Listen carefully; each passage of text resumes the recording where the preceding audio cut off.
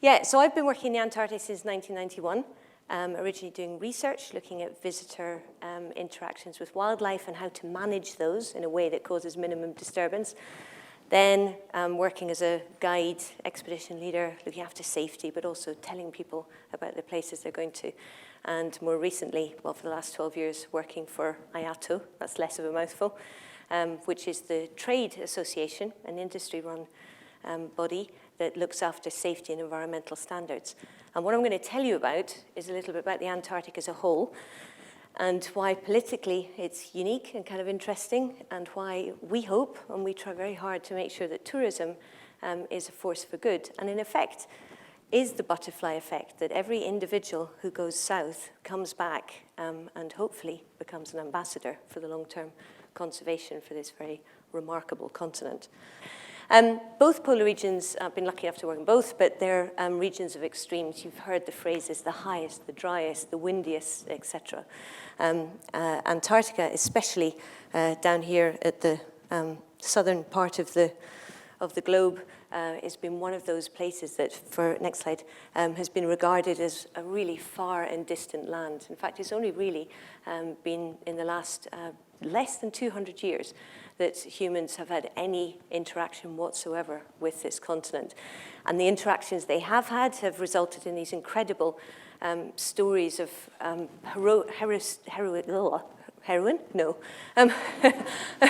of heroics. Of course, over there, you know, Captain, oops, that worked, amazing, sorry.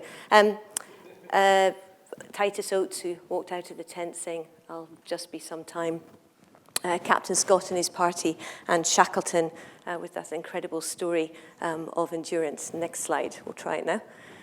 Thanks. But our perceptions, and if you can click again, you look at the Antarctic, or most people will look at the Antarctic, and it seems like an island at the bottom of the globe itself. It's the 5th largest continent. It's 1.5 times the size of North America. And this area here, this is whoops, no, we're not even having that now, the Ross Sea, that's the size of France, just that bit right there. So this is a massive, massive landmass. And it's unique for many reasons, but it's only really been in the last 20 years that we've started to appreciate, and if you keep clicking, 4 times I think, we've started to understand how important it is in terms of the Earth system. It's got something like 90% of the world's ice and 70% of the world's fresh water is trapped there.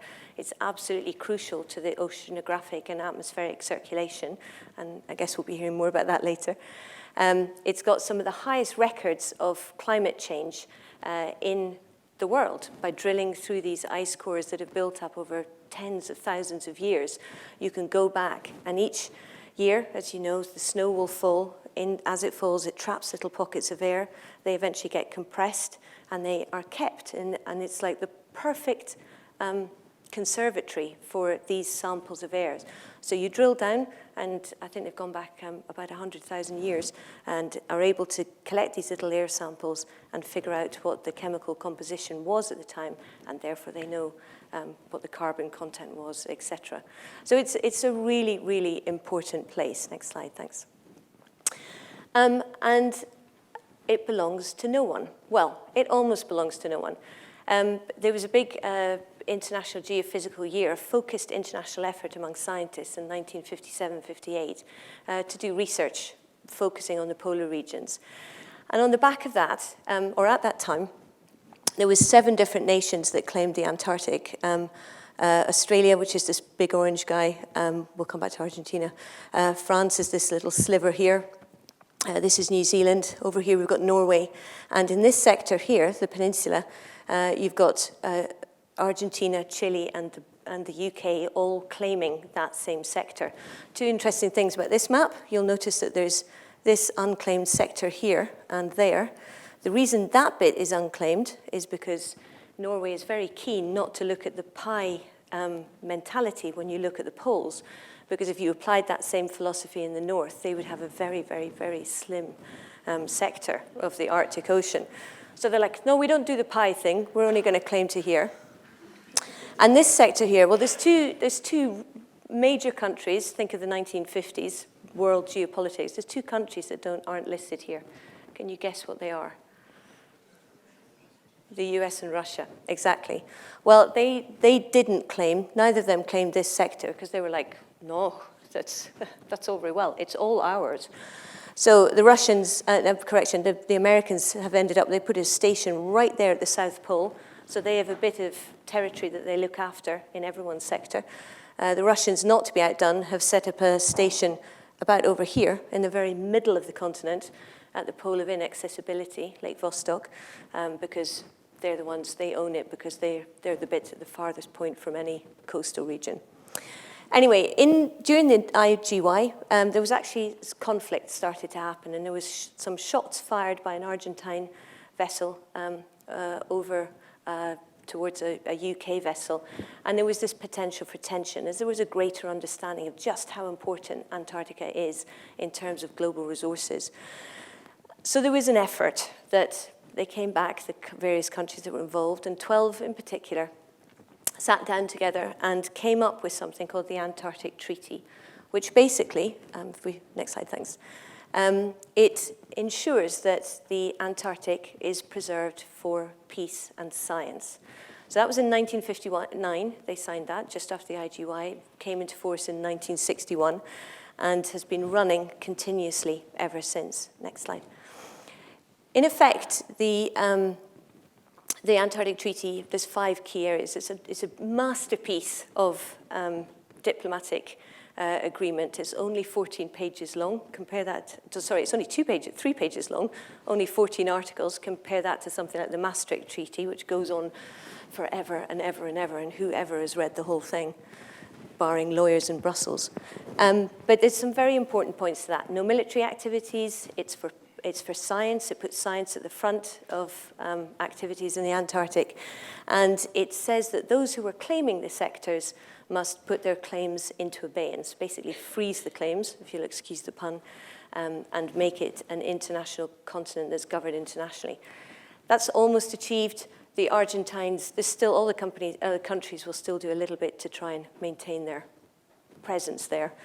Those claimant nations, the Argentines sent down a pregnant woman to have a baby about 25 years ago. The Chileans were not going to be outdone by that, so they sent down a newly married couple, so the child was really Antarctican, if you get my drift. And the British, well, they're British. So on hearing all of this, what did? They set up a post office. So something's never changed. The slight irony in the whole story is that I think 3 years ago, the Argentine who was born there 25 years ago actually applied to the UK for a British passport, having been born in British Antarctic territory. Guess what? They gave one to him. Okay. And the treaty is very effective. They work incredibly well together. They meet every year. They're going to meet in May in Beijing. And they have done an amazing job at broadly keeping this continent a place for peace and for science. And there's some very good research that comes out of there. However, they have some serious weaknesses, one of which is the fact that they work on the basis of consensus. So any agreement has to be agreed by all 29 consultative parties that are now members. The next thing is whatever they agree then has to go back to each of those 29 different countries and get implemented into their own legislation. And one country's interpretation of what's acceptable on an environmental level is not necessarily another country's interpretation of what is acceptable. So there tends to be a slightly unlevel playing field in terms of what's allowed and what's not allowed, and what takes place and what shouldn't take place down there.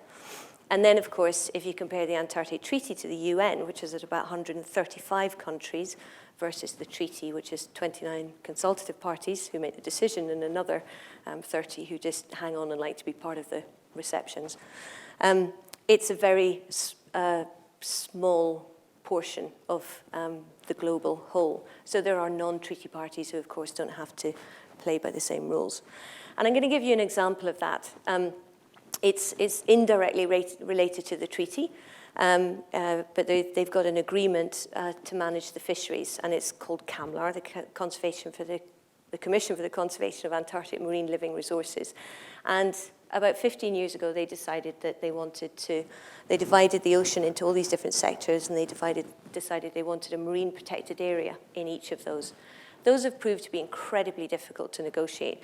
The first one to get agreed was this little area here, which was proposed by the British, and it came into effect, I think, in 2012, 2013. But the big one has been down here in the Ross Sea. And the next slide, thanks. And this finally got agreed last November, and some of you may have clocked in the newspapers that this world's largest marine protected area had been agreed. And this is the area here. It took 6 years to negotiate that, and the next 2 slides, actually, or 2 clicks, that's it, perfect. They've achieved an incredible thing in that they did eventually get to this point. But it came with compromises, because every year they would go with a different proposal, a different version of the marine protected area, and it would get rejected by 1 or 2 parties, and that's all it took for it to fail. But it was eventually agreed. However, it came with compromises. There was changes into the size and the area. I think the very first proposal basically blocked off more or less this whole area. As you can see, it's now slightly patchworked. There's a sunset clause, which means that in 35 years' time, they can reopen the negotiation, and basically, if all the countries can't agree again, fishing on an industrial level will continue in the area. And they maintain a controlled research fishing area. So there's a 72% no-take area, but the rest of the area, they do allow fishing, on the basis that they can measure what's the effect of fishing. That's the justification behind it. There's questions about that. You look at, or some conservation groups say, well, that's a bit of a giveaway. This shouldn't really be happening. The governments, however, are frankly ecstatic that in this current climate of very weird and wonderful geopolitics, these countries were able to finally get to this point in this agreement. And it is important, it's hugely important that everybody saw the value in creating an MPA and the principle of an MPA here in the Ross Sea. But as you can see, it makes dealing with challenges very, very difficult, and sometimes the result is not necessarily what you'd ideally want. So what I deal primarily with is Antarctic tourism. First doing research, assessing the behavior and how to do the sort of actual management, then actually dealing with people, and now more from a policy perspective. And the number of tourists visiting the Antarctic has been increasing year on year since it really first started in the early 1970s. Until 1991, there wasn't very many. Even in 1991, there was only 2 or 3 ships operating down, taking passengers to the Antarctic, and 1 deep field company. But at that point, at the same time as an environmental protocol was being negotiated by the treaty, the 7 tour operators who were working in the Antarctic, under some pressure from governments, clubbed together and decided that they needed to form a group that would agree on basic standards of operation, and they would work together to ensure that what they were selling was, in effect, preserved. And they would work together to try and make sure that ecotourism or environmental tourism was a good thing for the Antarctic. The numbers have just gone up. Here's 1991, and if you look at it doesn't really matter what these lines are. The top, the blue line here is passengers, the green line is voyages, and the red line here is ships. So as you can see, here we go, there's a massive increase. This is the 2007-8 season. Then there was a crash which mirrored the global economic crash, and it's gradually building up again since then. This coming season, we're just coming to the end. There's 3 more days to go before the last of the tourist operations are out of the Antarctic. We're expecting around 40,000 visitors.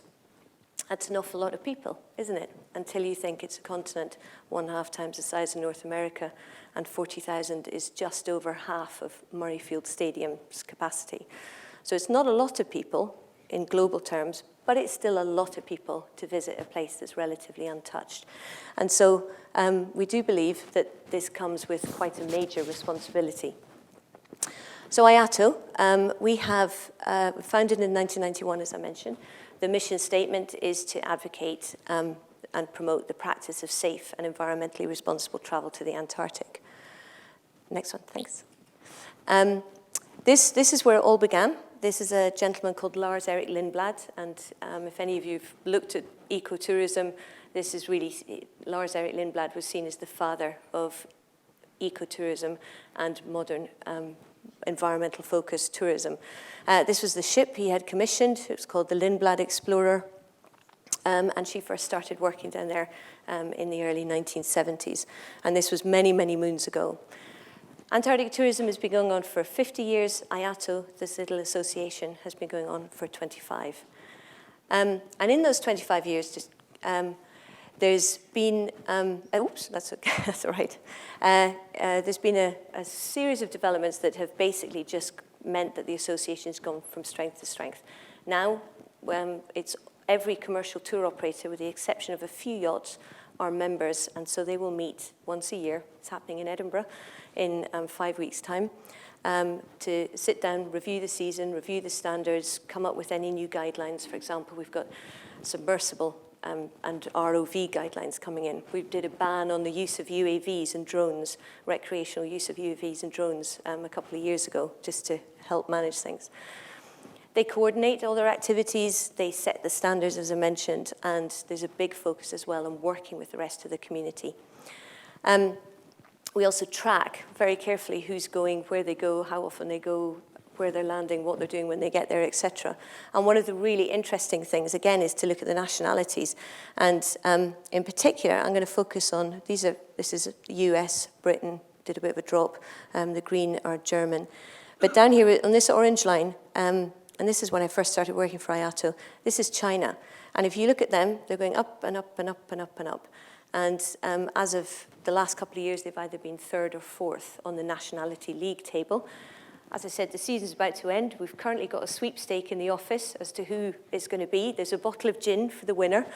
But we reckon that China is probably going to be at least second this coming season. So it's a really emerging market that you've got going there.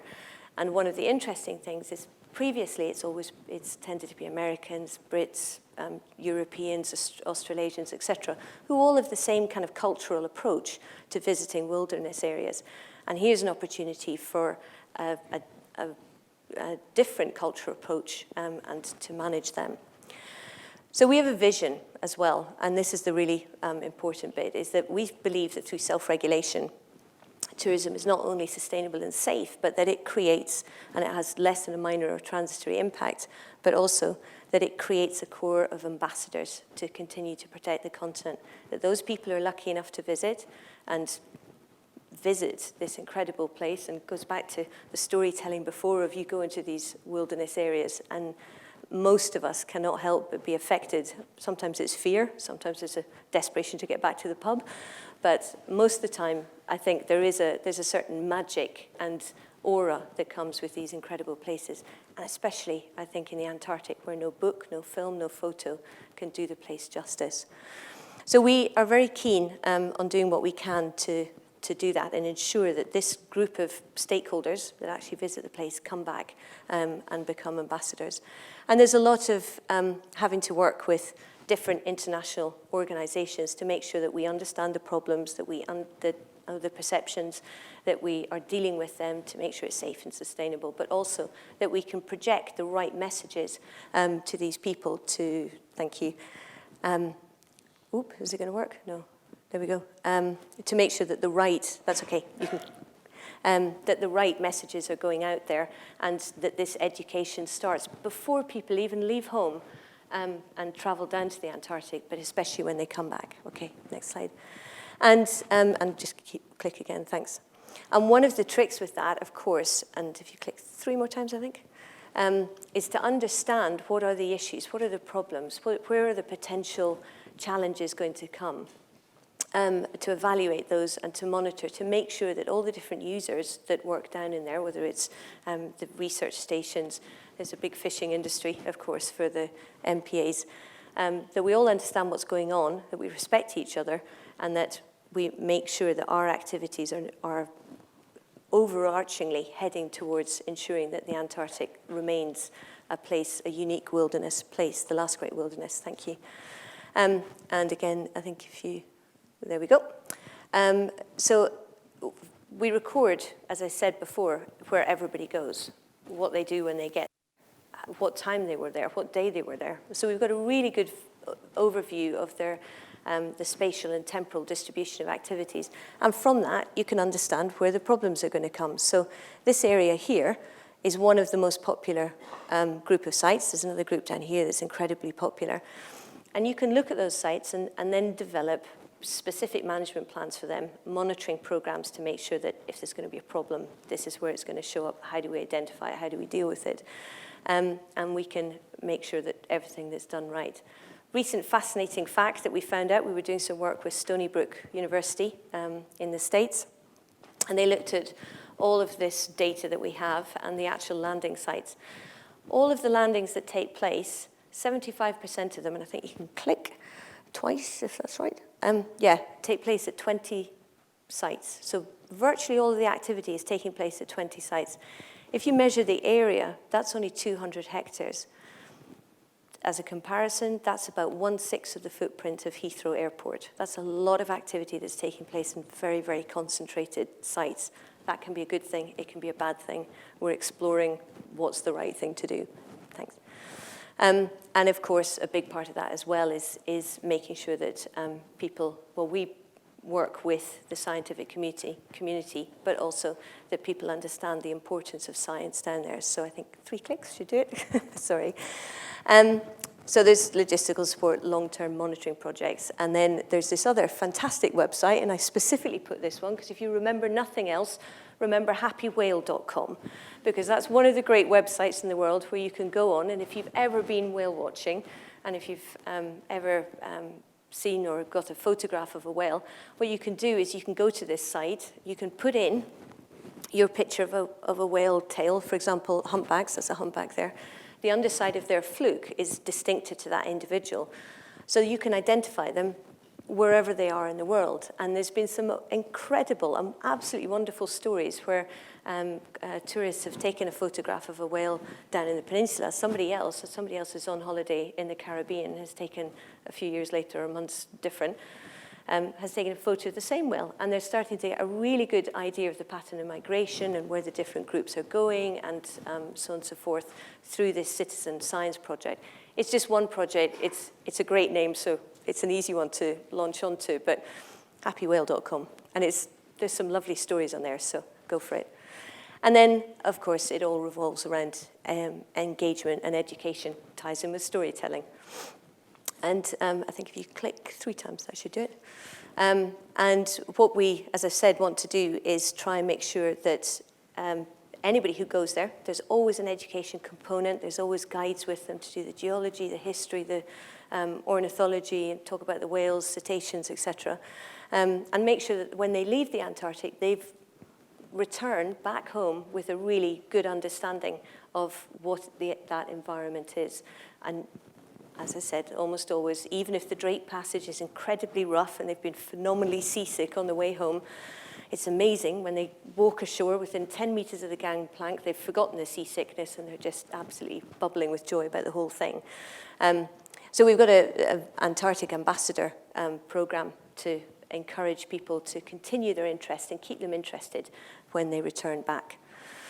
But ultimately, the whole point, this whole butterfly effect thing, I think what's the big change now is with increasing global numbers, increasing pressure. The Southern Ocean is one of the greatest sources of proteins left untapped, left in the world, natural proteins. There's oil under it as well. There are all sorts of minerals under the ice cap too. There's a potential, and of course there's the water that's locked up in it. It's now seen as a resource, and it's understood as an influence on the climate and on and the effect it has across our world.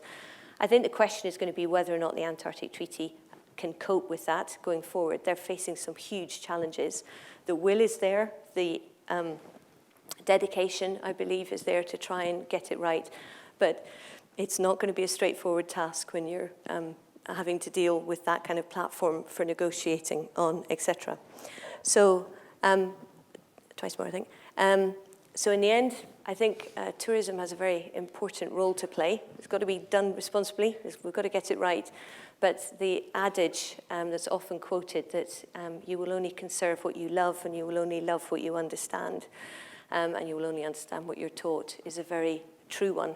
And I think there's a huge role in making sure that those 40,000 people who go each year come back and do their bit to march and do their bit to help conserve the long-term future of the Antarctic. Thank you.